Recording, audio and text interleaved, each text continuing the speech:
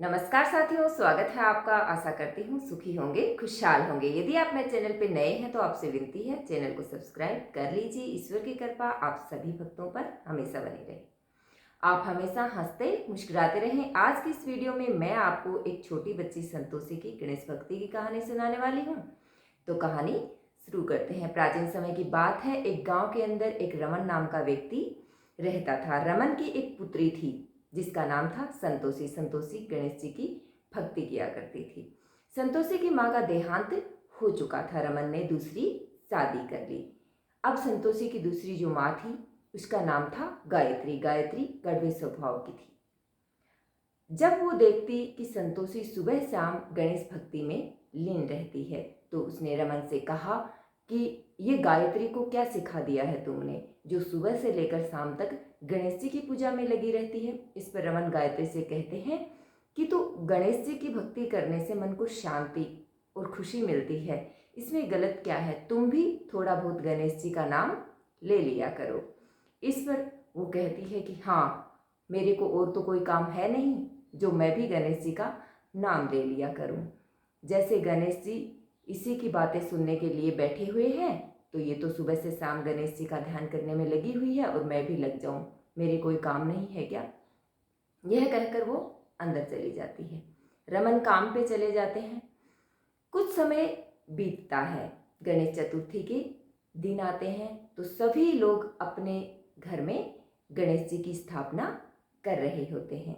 तो जब रमन घर पे आते हैं तो उसकी पुत्री संतोषी उनसे कहती है कि पिताजी, हम भी अपने घर गणेशा को लेकर आएंगे। तब उसके पिताजी कहते हैं कि ठीक है बेटा, अभी मैं काम पे जा रहा हूँ, कल जब वापस आऊँगा तो हम बाजार चलेंगे, उसके बाद तुम गणेश जी ले आना। दोनों बाप बेटी बाजार जाते हैं और एक गणेश जी की प्रतिमा लेकर के आते हैं।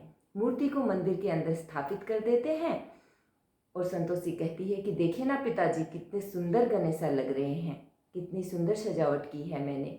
तब उसके पिताजी कहते हैं कि हाँ पुत्री, अब तुम 10 दिन तक इनकी खूब सेवा भक्ति करना, उसके बाद हम इनका विसर्जन करेंगे। यह सुन पूनम बोलती है कि मैं भी गणेश विसर्जन में चलूंगी। अब पूनम जो थी वो गायत्री की बेटी थी। गायत्री अपनी सगी बेटी से प्रेम करती थी और संतोषी से प्रेम नहीं करती थी। यह भेदभाव वो शुरू से ही कर रही थी। तो संतोषी बोली, कोई गणेश विसर्जन में जाने की जरूरत नहीं है। जब रमन काम के लिए चले जाते हैं तो पीछे से बड़बड़ाती है कि देखती हूँ कैसे ये गणेश विसर्जन करते हैं। जब 10वां दिन होता है तो उस रात्रि को वो जो गायत्री थी वो उस मूर्ति को वहाँ से गायब कर देती है और सुबह जब उठती है वो गुड़िया संतोषी तो वहाँ मंदिर में अपनी मूर्ति को नहीं पाकर के बहुत दुखी हो जाती है और रोने लगती है और अपने पापा को बुलाती है कि पापा देखिए ना, मंदिर में तो गणेशा ही नहीं है, पता नहीं मेरे गणेशा कहाँ चले गए हैं। इस पर उसके पिताजी कहते हैं कि तुम घबराओ मत, यहीं कहीं होंगे, मिल जाएंगे। वो गायत्री के पास जाते हैं और पूछते हैं कि गणेश जी की मूर्ति कहाँ है। तो गायत्री है वो कहती है कि मुझे क्या पता, मैं ये सब देखने बैठ गई तो फिर तो हो गए घर के सारे काम। तो रमन वहाँ से वापस आ जाते हैं, लेकिन जो संतोषी थी वो मंदिर के स्थान से नहीं उठती है और रोते रोते वहीं सो जाती है। तभी उसे स्वप्न में एक मूषक आता है और वो कहता है कि संतोषी, मुझे मोदक नहीं दोगी। तो संतोषी कहती है हाँ हाँ मूषक राज, मैं तुम्हें अभी मोदक देती हूँ। और सपने में वो उस मूषक को मोदक देती है। वो मूषक मोदक लेकर के बगीचे के अंदर एक पेड़ के नीचे जमीन में चला जाता है। अब संतोषी की नींद टूट जाती है और वो तुरंत उठ करके उस बगीचे में जाती है और वहाँ से वो मिट्टी हटाने लगती है। इस पर उसके पिताजी आते हैं, पूछते हैं कि संतोषी यहाँ क्या कर रही हो, यहाँ तुम मिट्टी क्यों खोद रही हो। तो वो कहती है कि पापा, मैंने सपन में एक मूषक राज को देखा था, उसने मुझसे मोदक मांगा और वो मोदक लेकर इस मिट्टी में चला गया, मैं उसे ही निकाल रही हूँ। तभी वहाँ वो गणेश की प्रतिमा उसे दिखाई देती है। दोनों बाप बेटी बहुत ही प्रसन्न होते हैं और गणेश जी को घर वापस ले आते हैं और मंदिर में बिठा देते हैं और विसर्जन की तैयारी में लग जाते हैं। और दोनों बाप बेटी जाकर के गणेश जी का विसर्जन करते हैं बड़े ही धूमधाम से।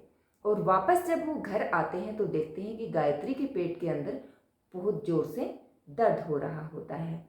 यह देख रमन घबरा जाता है और उन्हें डॉक्टर के पास ले जाता है। डॉक्टर दवाई दे देता है, दवाई लेती है गायत्री, लेकिन आराम नहीं आता है। तो वो फिर से डॉक्टर के पास लेके जाता है, जांच करवाता है, जांच नॉर्मल आती है, दर्द में कोई आराम नहीं है।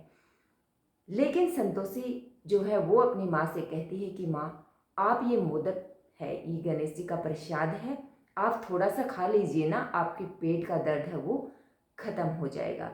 इस पर गायत्री कहती है कि डॉक्टरों से तो ठीक हुआ नहीं और तेरे इस मोदक से ठीक हो जाएगा। इस पर रमन कहते हैं, जब गायत्री संतोषी कह रही है तो तुम खा लो ना, थोड़ा सा प्रसाद ग्रहण कर लो ना, क्या हो जाएगा। संतोषी के हाथ से तो पानी भी अमृत बन जाता है, ये तो गणेश जी की परम भक्त है। यह सुन उसकी माँ वो मोदक खा लेती है और तुरंत उसके पेट का दर्द खत्म हो जाता है। तब उसे एहसास होता है कि उसने कितना गलत किया। वो रोते हुए संतोषी को अपने गले से लगाती है और बताती है कि तुम्हारी प्रतिमा को मैंने ही वहाँ बगीचे में पेड़ के नीचे रखा था, क्या मुझे गणपति बप्पा मुझे माफ़ करेंगे। इस पर संतोषी कहती है कि हाँ माँ, तुमने मुझे स्नेह दिया है, वो तुम्हें अवश्य माफ़ करेंगे। उस दिन से गायत्री, संतोषी, पूनम और रमन चारों गणेश जी की धूमधाम से पूजा करने लगते हैं। उनके घर में किसी भी चीज़ की कमी नहीं रहती है और गणेश जी की कृपा से सुख शांति होती है। और गणेश चतुर्थी के दिन गणेश जी महाराज ने संतोषी को उसकी माँ का स्नेह दिलवा दिया, उसकी भक्ति सफल हुई। बोलिए गणपति बप्पा मोरिया। थैंक यू, धन्यवाद साथी।